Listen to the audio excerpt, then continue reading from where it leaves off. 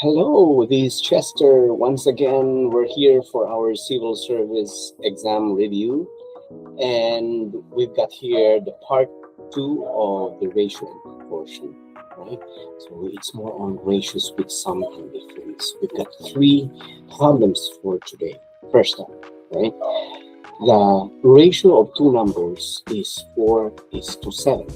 If their sum is 88, what is the larger number? We've got four choices here. Okay, so let's find out which one is the larger number of these four choices. Okay, so 4 is to 7.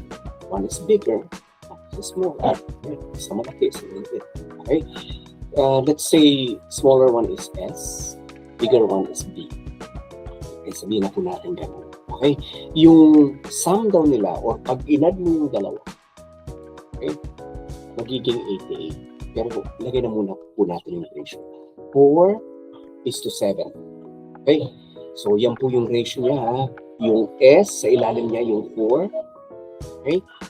That represents the smaller number. The bigger number, of course, is 7. Mas malaki yung ratio niya. Okay? Pero pag inad mo yung actual niya na number niya, 88 pa. S plus B is equals to 88. Okay? So, aaliman natin yung value ni B. Okay? So, pwede natin, dito sa equation na to, S plus B is equals to 88. Pwede natin sabihin si small is equals to 88 minus B. Kasi pag i-transfer mo si B sa kabilang side ng equation, magiging negative po. Magiging minus siya. I can explain why, pero for now, ganun lang po. Ano? Pagka may addition sa kabilang banda, inilipat mo sa kabilang equation, magiging negative. Okay? At the same time, pag negative, nilipat mo sa kabilang, magiging expression. Okay? So, ilagay na po natin dito sa table natin, S, B, 4, 7. Sa ibaba po ng S, tapos ng 4, lahat tungkol po yun sa and we know here that the small number is equals to 88 minus B.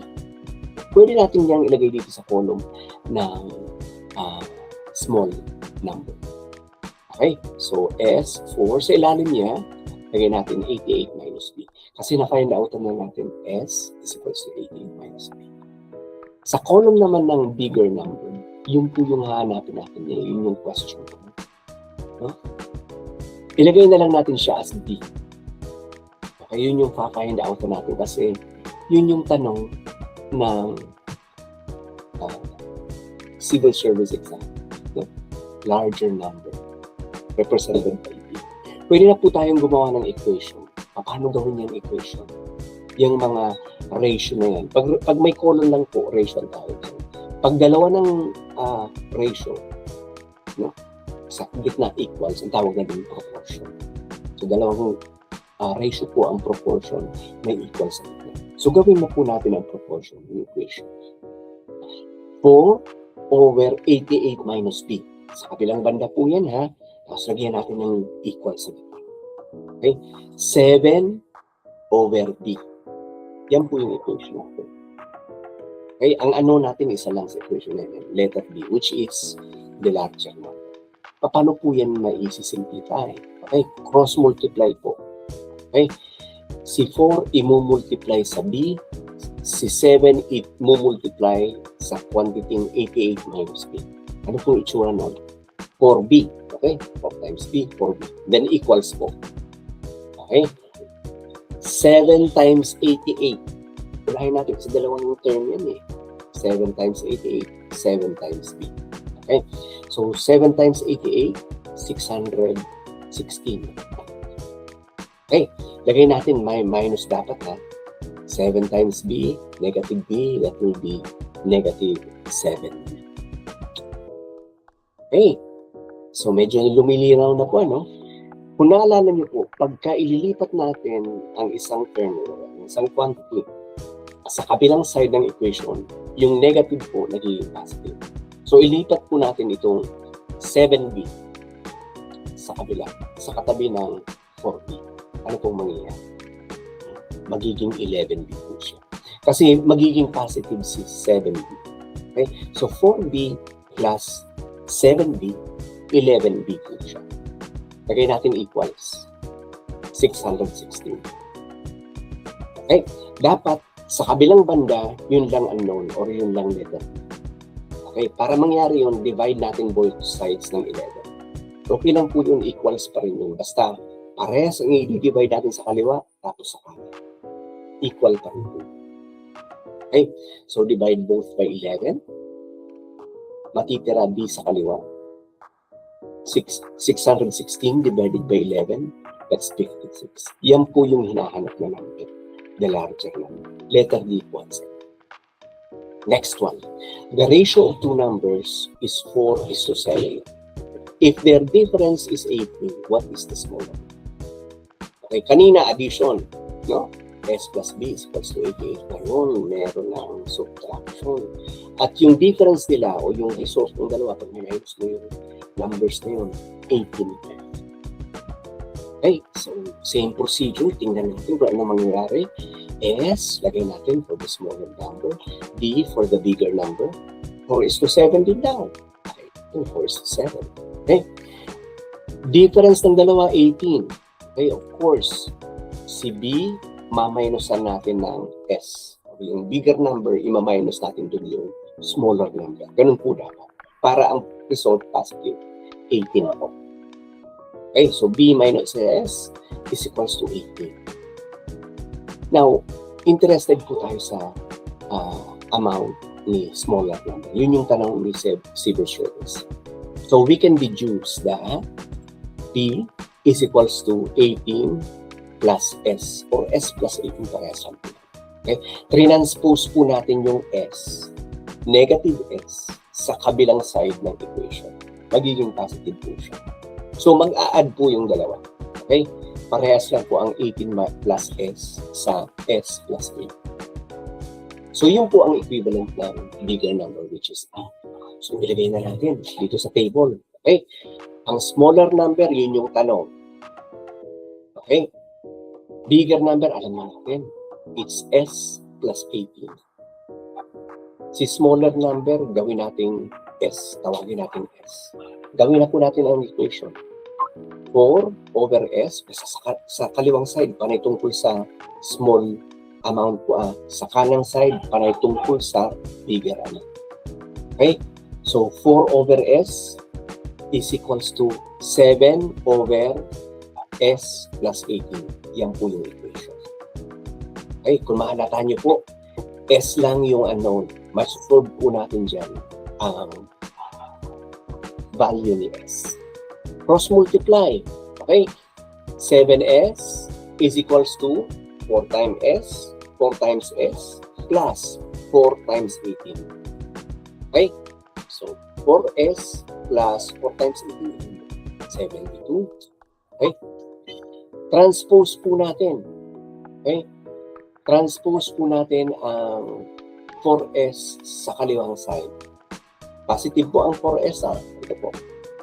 So, pag transpose natin yan, i-minus natin yung 7S. Ang matitira po, 3S. 4S is positive din. Pag transpose mo, magiging negative. So, 7S minus 4S, 3S. Remaining sa kanang side, 72 po. Okay, para mawala ang 3 sa kabila, ay sa kaliwa. Divide both by 3. Okay? So, mawawala si 3 sa kaliwa. Matitira S. Okay? So, 72 divided by 3, 24. Yan po yung okay, which is 24, letter B po. Okay. Number 3, which ratio is greater? Tanay po ito fraction or ratio. Yung ratio po, alam naman natin pwede yung i-convert into fraction. No? Pero the best sa iba, gagawin nilang delta kasi makikita mo kaagad yung value, pagko-compare mo kaagad. No? I-divide niyo siya manually. 7 over 9 o 7 divided by 9. Subukan nyo po. Tapos makukuha nyo yung value nyo. Tapos lahat ng mga choices dito, makukuha nyo ang value into this. Tapos compare nyo na kung alin yung pinakamalaki. Pero may iba pa pong paraan by fraction. More on multiplication siya po, hindi division. Ang gagawin natin, paglalabanin natin yung value ng A tapos B. Right? 7 over 9. Yung 7 is to 9 is equals to 7 over 9. Versus 5 is to 7. Ganito po each one. 5 over 7. Okay. So cross multiply. 7 times 7, 49. Yung result po, yung product, ilagay nyo sa itaas ng numerator. Okay? In this case, 7. Sa itaas ng 7. Okay? Sa kaliwang side. Tapos, 9 times 5, that's 45. Okay? Alin po dyan sa dalawa ang mas mataas? Si 49 po. Kung saan nakatutok si 49, yun po ang malaking fraction.